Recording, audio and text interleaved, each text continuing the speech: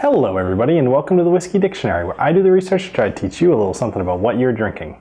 Tonight I'm going to be talking to you about a Highland single malt Scotch called Speyburn 10, so let's get into it.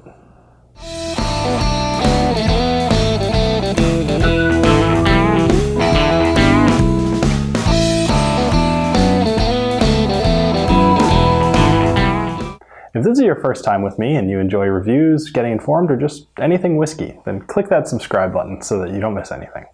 So let me talk about this guy. Now, the distillery of Speyburn, they were founded in 1897, and a man named John Hopkins actually was going around kind of looking for a place to have his distillery.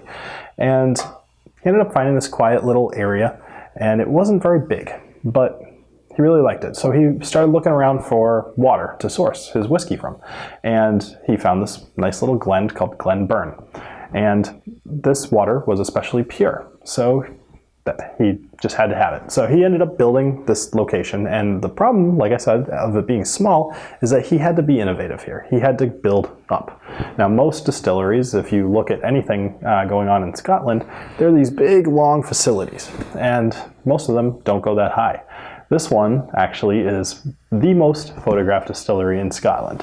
And part of the reason for that is this little pagoda that they have at the top of the distillery. Now this has to do with airflow. So as I mentioned, because they had to go vertical, they had to get creative with the way that they had their malt and the way that they dried it. So they actually had these mesh filters that they would stack one on top of each other, with a little space, so that they could kind of dry out the grains. And the pagoda actually helps to keep the airflow consistent. So one of the neat things I found about this distillery is that it's actually built using stones from the River Spey. And I'm sure it's not the only distillery in the area. I actually wouldn't even be surprised if it's uncommon to do that. But if I can sound a little sappy for a minute, I think it's a really cool thing to build a distillery from rocks that are in the river that you're using to make the whiskey. It's almost like the river is becoming a bigger part of itself, and whatever. It's, like I said, it sounds sappy, but I think that's a really cool thing. All right, so one of the main goals with Speyburn that they really wanted to accomplish was Queen Victoria's 60th anniversary of being a ruler. So this is called her Diamond Jubilee. And what they wanted to do was be able to have a barrel of their Scotch branded in 1897. But this proved to be problematic because they didn't even have a distillery in 1897.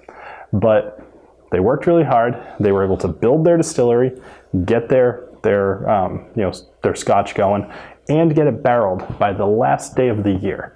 And their story is basically about them working through the night. It's freezing cold. There were no doors or windows on the distillery yet, and it was snowing and whatever. But they worked through the night, and they were able to get that first barrel with the stamp of 1897 on it, and put that onto one of their bottles in a few years when it matured. And it's a bit of a tall tale, I'm sure. And actually, I don't doubt its authenticity, but reading some of the stuff I read, they really made these guys to be heroes when realistically they just had to wear a heavy coat. But oh well. So let me talk about the whiskey. Speyburn has 4 different mainline offerings. They have the Speyburn 10 year, they have the Braden Auroch, they have the Aranta cask, and new this year they have the 15 year. Now, those of you that have been fans of the show for a while may know that I originally planned on doing Speyburn for the entire month of October. Figured 4 different bottles, it would be easy to fit that in a month. So, problem being that they didn't release the 15 really until this month, November. And in fact, I still can't get a bottle. So I'm really hoping to get a bottle by the end of the month. I have 3 different stores trying to source it for me. So we'll see what happens. But my next video will probably be on the Braden Auroch. Anyway, let's get into the part that is, kind of the best part of this episode, and the nosing and the tasting. Okay, so let's pour some of this guy out and see what we get. I'm gonna pour quite a bit of it actually, because this is a pretty light whiskey, so I'm not too worried about over pouring. Now, right off the bat, just from opening the bottle, you're already getting some lemon just in the air. So that should tell you a lot about it. One thing, I haven't done a whole lot of scotches on this channel, but consistency that you'll notice is that they tend to be very fruity, especially ones from Highland. So let's nose this. So the nose is wonderful. It honestly, that lemon comes through so clean. Clean is kind of a good word. It's a mixture of both lemon and honey, but not as rich as like a honey that you might get in maybe a bourbon or some other scotches, but it's more like a backing to the lemon. And then you've got a little bit of apple and a good deal of pear. So it's extremely heavy on the fruit, at least from the nose's point of view. So let's go ahead and take a taste. Cheers.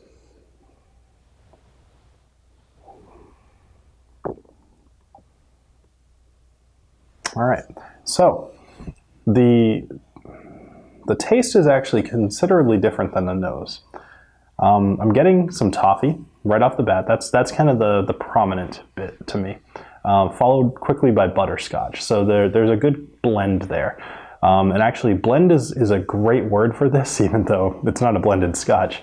But the flavors really blend together very well. And although you can pick out certain subtleties, they're not dramatically like, one after another.